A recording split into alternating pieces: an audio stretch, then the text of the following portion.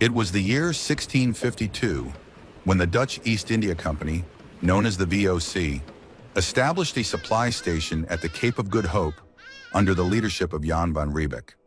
The goal was simple: to create a resupply point for VOC ships traveling between Europe and the East Indies, allowing them to stock up on fresh water, meat, and vegetables. The Cape was perfectly located, halfway between Europe and Asia. This was before the Suez Canal existed. The Cape's temperate climate and fertile soil made it an ideal spot for farming, and soon the small outpost began to grow. While the original plan was purely logistical, the success of the settlement sparked ambition. Dutch settlers, known as Boers, a Dutch word meaning farmers, began pushing inland in search of more fertile land for agriculture and livestock. To fuel this expansion and keep the colony running, the VOC turned to slave labor. In 1658, just 6 years after the settlement began, the first slaves were imported to the Cape, a group of Angolans captured from a Portuguese ship. Over time, thousands more were brought from Mozambique, Madagascar, Indonesia, India, and Sri Lanka, performing hard labor on farms, in households, and in service of the VOC. This expansion brought them into direct conflict with the Khoikhoi, the region's original inhabitants, led by chiefs like Outshamato and Doman. For thousands of years, the Khoikhoi had lived as pastoralists and herders across the Cape. But as more land was seized by the Dutch, tensions escalated. What started as competition over grazing land and water quickly turned into a full-scale conflict. The Khoikhoi-Dutch Wars began in 1659 and continued intermittently into the 1670s, were among the first violent confrontations between European settlers and indigenous African communities. Armed with superior weapons and supported by the VOC, the Dutch settlers gradually displaced the Khoikhoi from their ancestral lands, shattering their traditional way of life. By the 1700s, the Dutch frontier pushed even farther east. This time, they encountered the Xhosa, a powerful and organized Bantu-speaking people who had long lived along the eastern Cape frontier. What followed was over a century of intermittent warfare, known as the Cape Frontier Wars, a series of 9 major conflicts fought between 1779 and 1879, as both Boer settlers and later the British Empire clashed with the Xhosa over land, cattle, and control. The Europeans viewed Xhosa territory as both fertile farmland and a strategic buffer. But for the Xhosa, the land was far more than just soil. It was a source of identity, history, and survival. But colonial forces deployed scorched earth tactics, burning homes, seizing cattle, and forcibly displacing entire communities. The Xhosa were gradually overwhelmed by superior European firepower and imperial strategy. But war wasn't the only thing that broke the Xhosa. In 1856, a 15-year-old girl named Nonka Wuse claimed the ancestors had spoken that if the Xhosa killed their cattle and destroyed their crops, the colonizers would vanish, and a new era would begin. Her uncle, a respected prophet, believed her, and so did thousands more. By early 1857, over 400,000 cattle were slaughtered, but the prophecy never came true. Instead, hunger swept the land. More than 40,000 died. The Xhosa, once fierce resistors, were left devastated, not just by guns, but by hope turned to tragedy. Around the same time that the Xhosa were still resisting colonial expansion in the East, another major shift was happening in the Cape. In 1795, during the Napoleonic Wars, Britain seized the Cape Colony from the Dutch to prevent it from falling into the hands of the French-controlled Batavian Republic, which had replaced the Dutch monarchy. The Cape was too valuable to lose. But in 1803, under the Treaty of Amiens, a brief peace in Europe, Britain agreed to return the Cape to the Dutch, now represented by the Batavian Republic. However, peace didn't last. When war resumed between Britain and France, the British feared that the Cape could once again fall under French influence. So in 1806, they launched a full invasion. The key moment came at the Battle of Blouberg, just north of Cape Town. British forces under Sir David Baird defeated the Batavian defenders, securing British control of the Cape permanently. This marked the start of over a century of British rule in South Africa. The British introduced a new style of colonial administration, more centralized, English-speaking, and reform-driven. They changed the legal system, enforced English in schools and courts, and in 1834 abolished slavery across the empire. For the Boers, these changes were intolerable. Many relied on enslaved labor for their farms, and they saw British policies as a threat to their autonomy, language, and faith. The result was the Great Trek, a mass exodus of Boer families into the interior to escape British control. One of the leading figures was Piet Retief, who believed the Boers needed a land of their own. So in 1837, he led a group inland, hoping to negotiate land directly from local rulers. As the conflict between the Boer, the Xhosa, and the British was happening, another power was rising to the northeast, the Zulu. In 1816, the Zulu had just lost their leader, King Senzangakona. His son, Shaka Zulu, seized power by overthrowing his brother Sigujana and quickly transformed a relatively minor chiefdom into one of the most formidable military forces in southern Africa. Through military innovation, brutal discipline, and a centralized command structure, Shaka expanded the kingdom's reach and redefined warfare with tactics like the buffalo horn formation and the short stabbing spear. But as his empire grew, so did his paranoia and cruelty. Shaka ordered mass executions, banned the planting of crops during mourning, and became increasingly erratic. Even his own family was not safe, and few felt it more keenly than his half-brothers, Dangani and Mklangana. Dangani, the more calculating of the two, watched Shaka grow more isolated. With the help of Mklangana and a trusted Induna named Mbopa, he devised a plan to remove Shaka from power. In September 1828, while Shaka was recovering from illness at his kraal in Kwadakuza, Mbopa struck first, stabbing the king. Dingane and Mklangana joined in, and Shaka, the architect of the Zulu nation, was dead. His body was buried in a secret grave. After the assassination, Dingane wasted no time consolidating power. He had Mklangana executed and purged dozens of Shaka's supporters, fearing they might turn against him. But ruling was not so simple. Dingane inherited a military still loyal to his brother's memory, and a court fractured by years of fear and brutality. To stabilize his reign, Dingane moved the capital to Umgungundlovu, a vast royal kraal in present-day KwaZulu-Natal, where he governed through a mix of diplomacy and violence. Unlike Shaka, who led from the front lines, Dingane often relied on his Indunas to relay his commands and enforce his rule. Despite lacking Shaka's charisma and military genius, Dingane kept the kingdom together, at least for a time.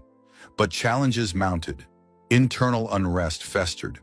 The Ndebele under Mzilikazi, once a Zulu general, had broken away and were forming a rival state to the north. Other African groups like the Hlubi and Swazi were becoming more assertive. In the early 1830s, a group of raiders, acting under a rival chief named Chief Sekonyela, stole cattle from the royal herds. For the Zulu, cattle were not just wealth, but a symbol of power, legitimacy, and spiritual favor. The theft was more than an insult. It was a direct challenge to Dingane's authority. Angry and humiliated, Dingane sought a way to recover the stolen cattle and send a message to his enemies. Around this time, a group of Voortrekkers led by Piet Retief arrived at his court, asking for land. Dingane told Retief about the stolen cattle and made it clear.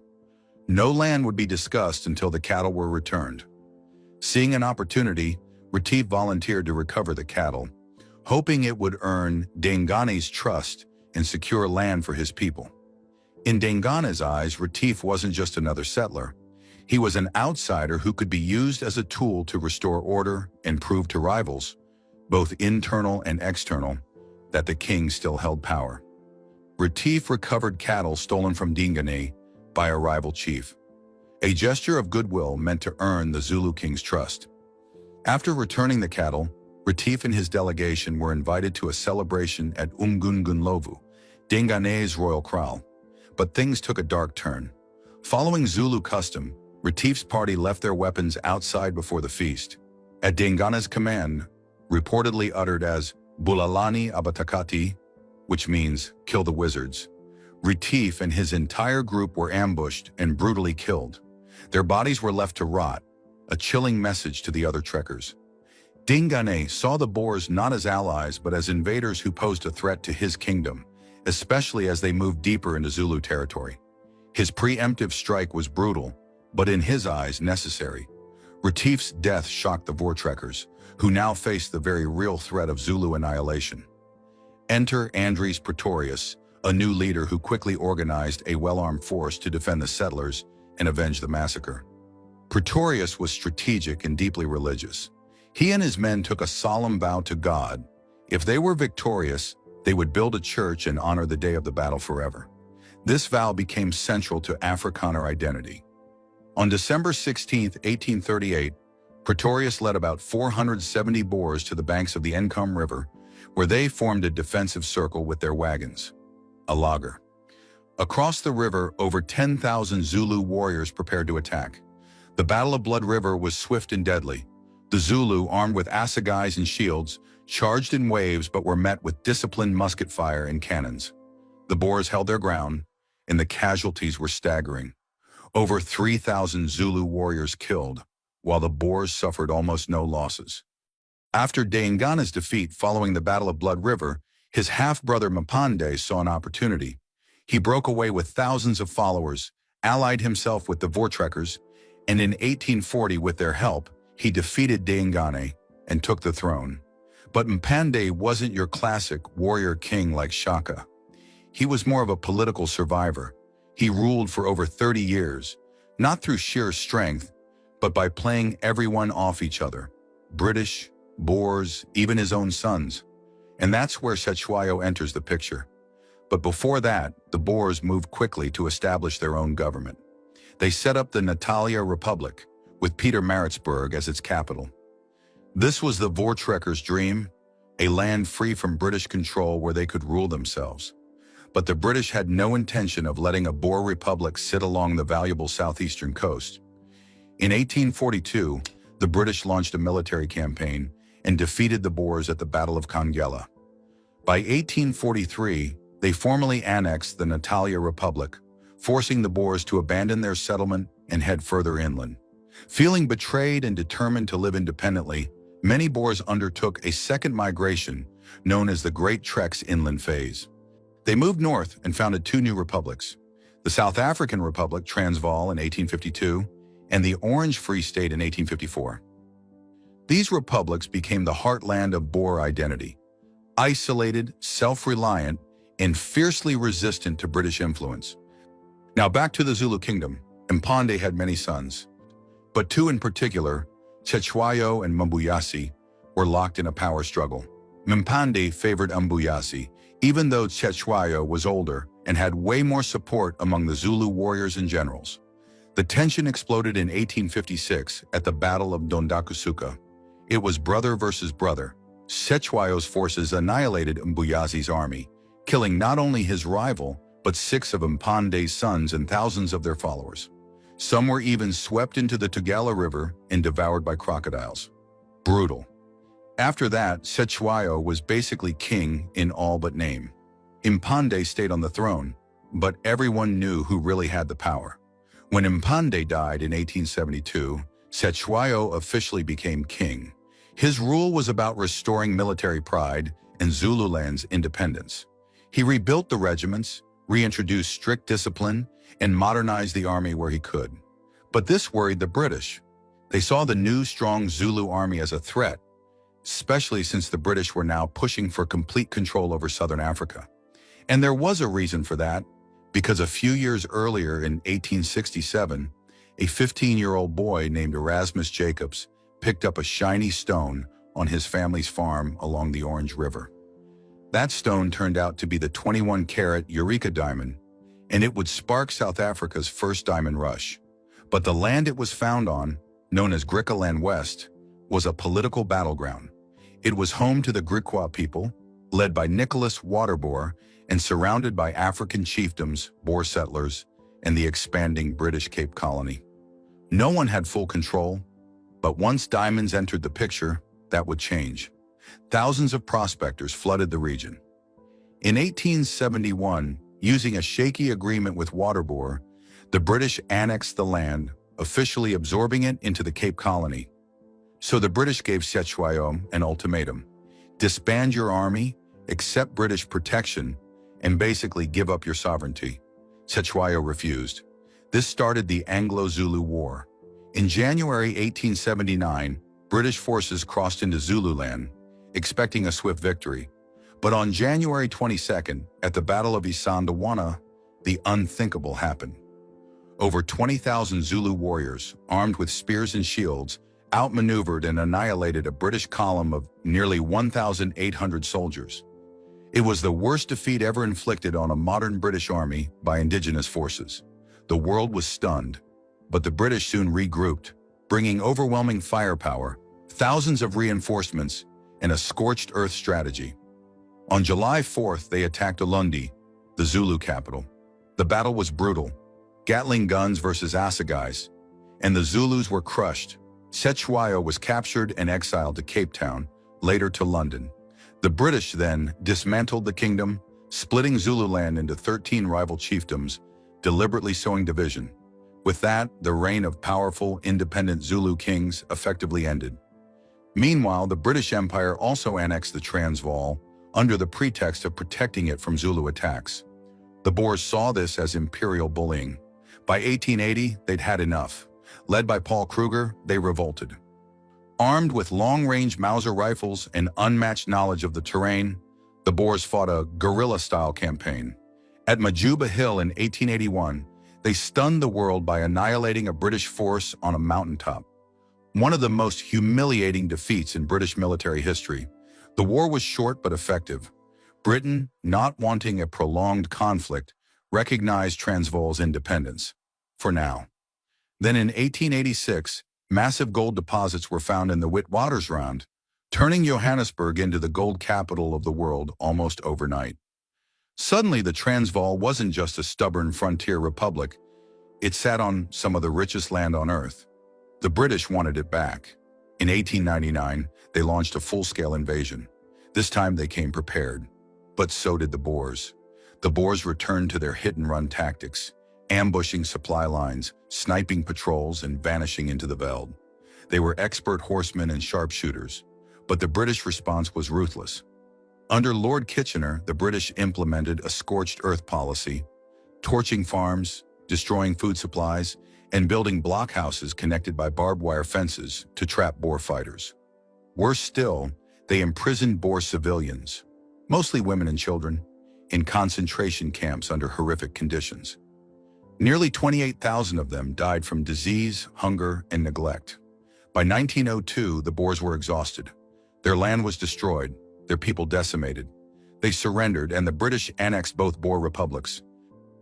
The British had won, but at a brutal cost. South Africa was battered, divided, and bleeding. The country was technically at peace, but tensions still simmered. Boer farms had been burned to ash. British soldiers were buried across the veld, and black South Africans, who had been caught in the crossfire or exploited for labor, were left with nothing but scars. To consolidate control, Britain pushed for unification. In 1910, the Union of South Africa was born, combining the Cape Colony, Natal, the Transvaal, and the Orange Free State into a single self-governing dominion of the British Empire. It had one flag, one government, but it was far from one nation. Power was placed firmly in white hands. The new government was dominated by British and Afrikaner elites. Louis Botha, a former Boer general, became the first prime minister in 1910, while the British monarch remained head of state. Meanwhile, the black majority, over 80% of the population, was completely excluded from political power. This wasn't just segregation. It was the legal blueprint for a racial caste system. The exclusion wasn't just felt, it was answered. In 1912, a group of mission-educated black South Africans, teachers, lawyers, journalists, and chiefs, formed the South African Native National Congress, later renamed the African National Congress. Key founders included figures like Pixley K.I. Isaka, John Dewey, and Sol Plaatje. Many of them had studied at prestigious mission schools and universities like Fort Hare, Lovedale, or even overseas in the US and Britain. They represented a new generation, educated, politically conscious, and determined to be heard. At first, their methods were respectful and restrained. They believed in the British promise of justice. They wrote letters, organized delegations, and traveled to London to plead for fair treatment. But they were mostly ignored. In 1913, the Natives Land Act struck the first major legislative blow. It prohibited Black South Africans from buying, renting, or owning land outside of designated native reserves, which made up just 7% of South Africa's land, despite the Black population being the vast majority. These reserves were deliberately placed far from cities and mines. They were overcrowded, underdeveloped, and stripped of opportunity. It was legalized land theft, and it forced thousands of Black families off fertile land into poverty. The ANC immediately protested, launching one of its first national campaigns. But again, the government didn't budge. By the 1920s, South Africa's economy was booming. For some, gold and diamonds were flowing like never before.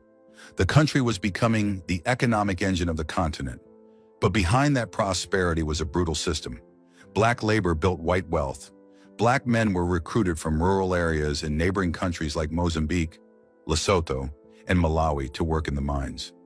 These weren't jobs, they were sentences. Miners lived in cramped, fenced-off compounds, far from their families, under strict surveillance. They earned pennies while white supervisors raked in profits. The government enforced this with a system of pass laws, documents that restricted where Black people could go, live, or work. Without a pass, you could be arrested on the spot. It was control disguised as order. At the same time, land hunger worsened. The 1913 Land Act was just the beginning. A 1936 amendment, the Native Trust and Land Act, promised to increase land for Black ownership from 7% to 13%. But even that land remained under state control, and most Black South Africans still had nowhere to go. Trade unions began to rise, especially in the late 1920s and early 30s. Black workers started organizing, striking for better pay and conditions, especially on the mines and railways. The Industrial and Commercial Workers Union became one of the biggest mass movements in South Africa in the late 1920s, rallying workers from Cape Town to Zimbabwe. The ANC, meanwhile, remained cautious and elite-driven. Its leadership was mostly middle class, focused on polite petitions and cautious reform. But a new generation of thinkers was watching. They saw that polite resistance wasn't enough. Change, real change, would take something bigger. As the Union solidified, so did its symbols. In 1928, South Africa adopted a new flag, a tricolor of orange, white, and blue, with three smaller flags crammed in the center: the Union Jack, the Transvaal, and the Orange Free State flag. It was a compromise between British and Afrikaner identity, but for Black South Africans, it was a clear symbol of exclusion. As World War II approached, another powerful force was rising: Afrikaner nationalism. Afrikaners, descendants of Dutch settlers, had long felt marginalized by British rule. Many still carried bitterness from the Anglo-Boer Wars and the destruction of their republics. Now they began organizing politically, culturally, and economically. The Broederbond, a secretive Afrikaner male-only society, worked behind the scenes to promote Afrikaner unity, language, and control. In 1914, they formed the National Party, but it was in the 1930s and 40s that it really gained traction. They pushed for a South Africa run by Afrikaners, for Afrikaners, with white supremacy at its core. Many admired Nazi Germany and flirted with fascist ideas. In fact, during World War II, some Afrikaners opposed South Africa joining the war on the side of Britain at all. By the end of the war, the political climate had shifted. In 1948, the National Party won the general election, and with it, they introduced the world to a new word: apartheid, which is a Dutch word for apartness.